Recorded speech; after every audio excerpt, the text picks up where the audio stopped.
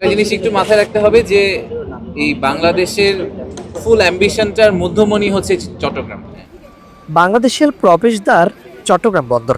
প্রতিদিন এখানে নামে হাজারো কন্টেইনার বয়ে আনে অর্থনীতির অক্সিজেন।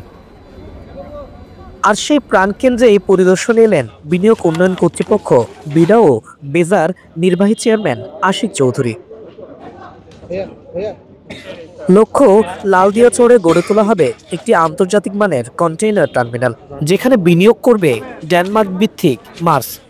সরকারি অর্থ 1 টাকাও নয়, কিন্তু কর্মসংস্থান হবে 25,000-এরও বেশি। আমাদের এখানে জব ক্রিয়েশন, যেটা আমাদের অ্যাবসলিউটলি মূল মন্ত্র, মানে টোটাল কত টাকা এফডিআই আসলো চিন্তা করার কোনো দরকার নেই। I think it's a secondary issue. Primary issue হচ্ছে যে আমরা কত নতুন জব ক্রিয়েট করতে পারলাম আমাদের দেশের মানুষের জন্য, স্পেশালি চিটাগংয়ের জন্য।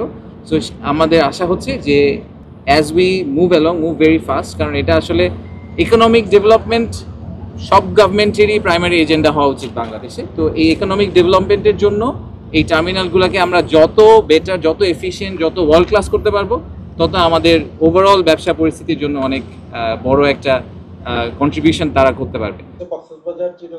বিকেলে চট্টগ্রাম সার্কিট হাউসে অনুষ্ঠিত প্রেস ব্রিফিংয়ে উঠে আসে আরো গুরুত্বপূর্ণ বাস্তবতা। বলা হয়, ভিয়েতনাম বছরে 25 মিলিয়ন কন্টেইনার হ্যান্ডেল করে, সেখানে বাংলাদেশ করে মাত্র 3 মিলিয়ন। সময় এসেছে স্কেল বাড়ানোর। সেই সাথে নানা প্রস্তাবনা, পরামর্শ উঠে আসে বৈঠকের মাধ্যমে। চট্টগ্রাম সহ ওয়ান অফ ইনসিডেন্টের জন্য আপনার একটা সেকেন্ডারি সাপোর্ট লাগবে, সাপোর্ট সিস্টেম লাগবে। বাংলাদেশের ক্ষেত্রে সেই সেকেন্ডারি সাপোর্ট সিস্টেমটা হচ্ছে মংলা। সো মংলাতে কিন্তু এখন একটা বড় জেটি নির্মাণ করার কাজ চলছে, মংলাকে এক্সপ্যান্ড করার চেষ্টা করা হচ্ছে, এবং মংলাতে অলরেডি একটা ইপিজেড আছে। আমরা পাশে একটা সেকেন্ড চাইনিজ ইকোনমিক জোনের কথা চিন্তা করছি। So Mongla will be hour secondary support. যদি কখনো এরকম সিচুয়েশন আসলেই হয় যে ডাইভার্ট করতে হবে, তাহলে যাতে আমরা মংলা থ্রুতে ডাইভার্ট করে নিয়ে আসতে পারি। চট্টগ্রামের বন্দর উন্নয়ন মানে শুধু অবকাঠামো নয়, দেশের ভবিষ্যতের অন্যতম চালিকা শক্তি। এই পরিদর্শন যেন সেই অভিযাত্রার নতুন এক অধ্যায়।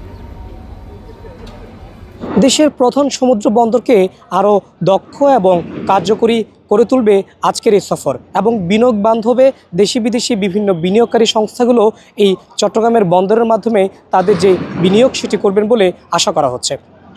চট্টগ্রাম থেকে সাজ্জাদ হুসাইন, বাংলাদেশ টাইমস।